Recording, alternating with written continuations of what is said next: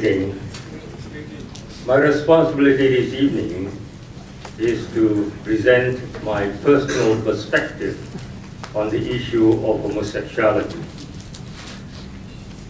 I can do no better than to quote from the official statement of the United Methodist Church in the United States that considers homosexuality as incompatible with Christian teaching.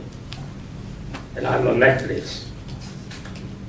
Yet it is this same church that recognizes its, and I quote, limited understanding of the complex gift and encourages the medical, geological, and social science disciplines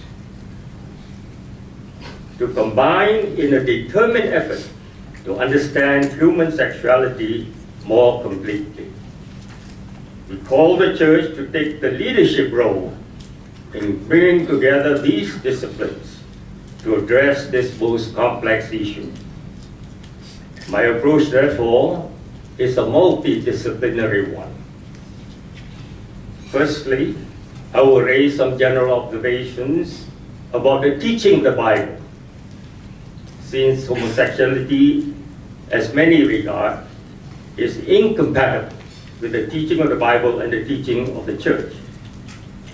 I quote a former colleague of mine when I was teaching in the Southern Methodist University in Dallas, Victor Paul Furnish, this distinguished professor of New Testament, who wrote, "Homosexuality is not of prominent biblical concern.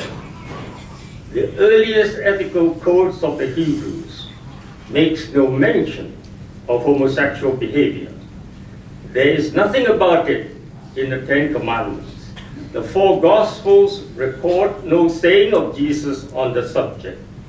The texts that are discussed in the Bible are few and far between, and not even all of these are pertinent." But what do we see in many of our churches throughout the world? Homosexuality has become a major issue, more serious than doctrine or church order.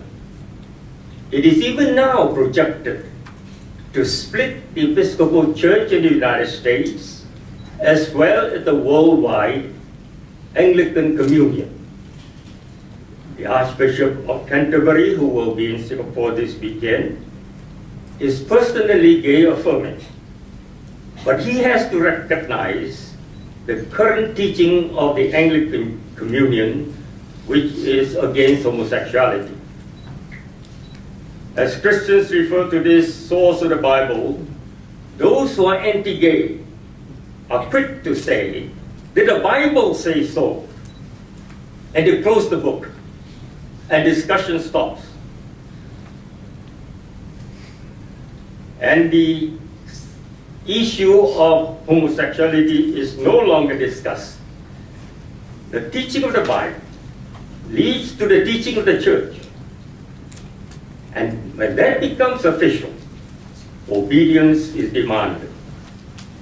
The different perspectives arising from the different interpretations of the words of the Bible and the teachings of the church and its pronouncements change as we gain more knowledge and more new insights.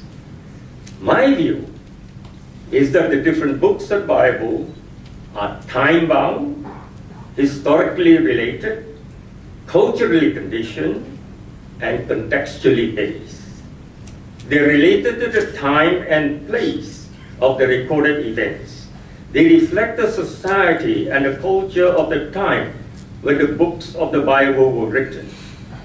The revelation of God is mediated and translated by inspired human beings who are not infallible.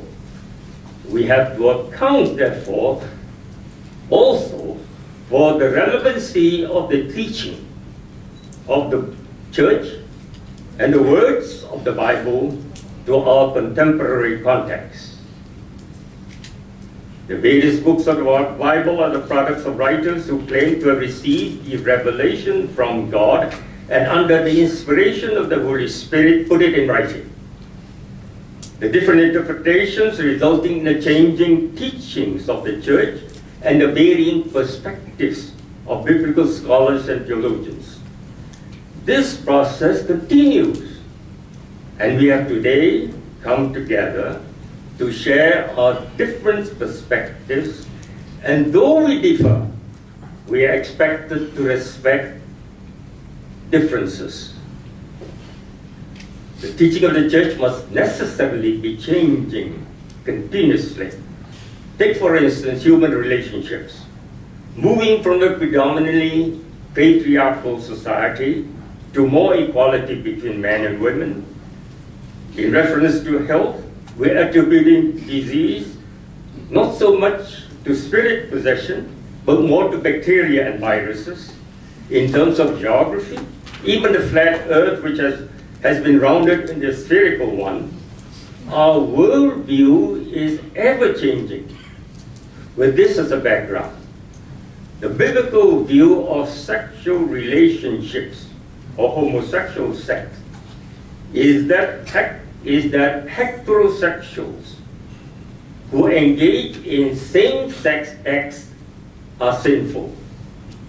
The biblical writer regards, at that time, all men are born heterosexual, and in condemning same-sex acts, which they do, quite specifically, they see it as heterosexual men exchanging their male role to that of an inferior role of women. They were then not able to distinguish between whom we now identify as homosexual from the heterosexual. Their view was heterosexuals engaging in sexual acts with the same sex. The biblical texts that explicitly talk about same-sex acts are few in number, as Professor Tan has said. The brief references are related to laws of purity, holiness, temple rituals, and to the Greco-Roman culture and pagan worship. There were temple prostitutes, male prostitution, pederasty, mentoring, and sex with young call boys. Jesus did not deal with same-sex relations in his teaching, although he had much to say about sex, love, marriage, and divorce.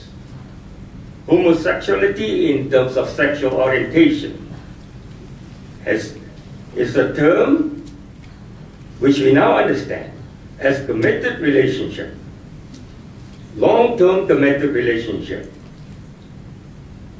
It was not discussed and understood at the time of the biblical time. It was much later that the term homosexual was used. As a term, it was first introduced as late as 1869.